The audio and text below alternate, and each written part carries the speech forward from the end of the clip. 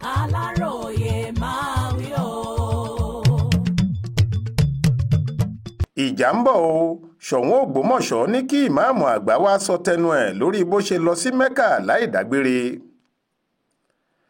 Bí àwọn aráàlú gbogbo àtàwọn tọ́rọ̀ náà kàn gbọ̀ngbọ̀n kò bá tètè gbé ìgbésẹ̀ gidi lórí iná ìjà tó ń rú láàrin Ṣọ̀ún tìlú Ògbómọ̀ṣọ́ ọba Afọlábí Ghandi Ọláoyè àti ìmáàmù ìlú náà Alhaji Sheikh Talati Yunus Olúṣínà Ayílára, àfàìmọ̀ kó má kọjá báwọn èèyàn ṣe rò. Ọba Ṣọ̀ún ló ti kàn án nípá fún ìmáàmù àgbà ìlú náà pé kó wá sọ tẹnu ẹ̀ nípa bó ṣe lọ sílẹ̀ mímọ́ Mẹ́kà lórílẹ̀‐èdè Saudi Arabia láti lọ ṣiṣẹ́ hajj tọdún yìí láì dágbére fóun kó tóó di pé ó lọ.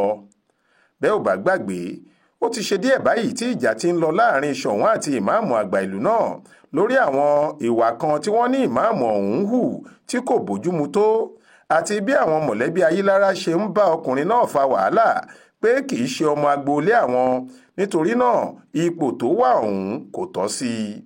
Bákan náà làwọn ìjòyè Ògbómọ̀ṣọ́ kan dìde sí ọkùnrin náà pé ó hù àrífín sí ọba Ghandi, tí wọ́n sì ń sọ pé Ṣọ̀ún tìlú Ògbómọ̀ṣọ́ ló láṣẹ láti fi ìmáàmù ìlú náà jẹ. Ọ̀rọ̀ náà ti ya kàyágbá látìgbà tó ti ṣẹlẹ̀. Ọ̀pọ̀ àwọn onímọ̀ nínú ẹ̀sìn Ìsìláàmù ni wọ́n sì ti dá sí i, ṣùgbọ́n tí wọn kò tí ì rí yanjú. Ọ̀rọ̀ Mẹ́kà tí ìmáàmù náà tún lọ lásìkò yìí tí ọba ìlú náà sọ pé kò dágbére fóun kó tó lọ, tó sì torí ẹ̀ fún un níwèé wá sọ tẹnu ẹ̀, ló túbọ̀ fẹjú ọ̀rọ̀ ìjà náà síta báyìí. Ìmáàmù àgbà Ògbómọ̀ṣọ́ yìí wà lára àwọn èèyàn orílẹ̀-èdè Nàìjíríà tí wọ́n lọ sílùú Mẹ́kà lórílẹ̀-èdè Saudi Arabia lọ́dún yìí láti lọ ṣiṣẹ́ hajj. Lẹ́tà kan tí ọba náà kọ sí ìmáàmù lọ́jọ́ 10 oṣù kẹfà ọdún yìí ni Ṣọ̀ún ti fẹ̀sùn kàn pé ó ti lùfin gẹ́gẹ́ bí àdéhùn tó tọwọ́ bọ̀ kó tó di ìmáàmù àgbà tìlú Ògbómọ̀ṣọ́ lórí bó ṣe lọ sílùú Mẹ́kà láì jẹ́ pé òun mọ̀ sí i. Àtẹ̀jáde kan tí akọ̀wé àgbà ààfin ìlú Ògbómọ̀ṣọ́ ọ̀gbẹ́ni Tóyìn Àjàmú fọwọ́ sí lórúkọ Ṣọ̀ún, èyí tó tó àwọn oníròyìn lọ́wọ́ lọ́jọ́ Ẹtì Friday ọjọ́ 27 oṣù kẹfà ọdún yìí, níbẹ̀ ni wọ́n ti fẹ̀sùn ìwà àìbìkítà kan ìmáàmù àgbà náà. Wọ́n ní lẹ́yìn tá a gbé e yẹ̀wò dáadáa, a rí i pé àwọn ìwà àìbìkítà àti ìwà àìka èèyàn kún ni ìmáàmù àgbà Ògbómọ̀ṣọ́ yìí hù láàrin ìlú. A sì fẹ́ kó jáwọ́ nínú ìwà náà lójú ẹsẹ̀ ni, kó fi èyí ṣe àṣemọ́.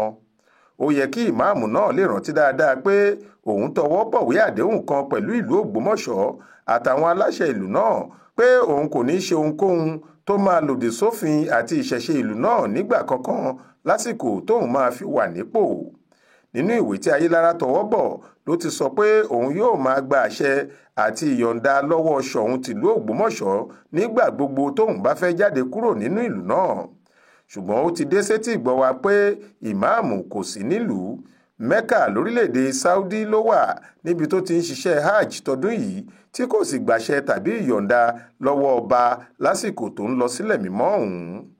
Èyí kì í ṣe ohun tó dáa rárá, gẹ́gẹ́ bí àdéhùn àti ìwé òfin tí ìmáàmù náà tọwọ́ bọ̀ kó tó gorí oyè. Ohun kejì ni pé ó ṣèlérí pé òun kò ní yan aṣojú kankan láti kírun Jumat fáwọn aráàlú láì gbàṣẹ tàbí ìyọ̀ǹda lọ́wọ́ Ṣọ̀ún, èyí tó ti ṣe báyìí. Ó ní Sheikh Abdulrahman Alim Areo tó jẹ́ aṣojú rẹ̀ lásìkò tí kò sí nílé ló kírun fáwọn aráàlú lọ́jọ́ 7 oṣù kẹfà ọdún yìí lásìkò tí kò fi sí nílé. Àwọn ìgbésẹ̀ yìí kò bófin mu rárá.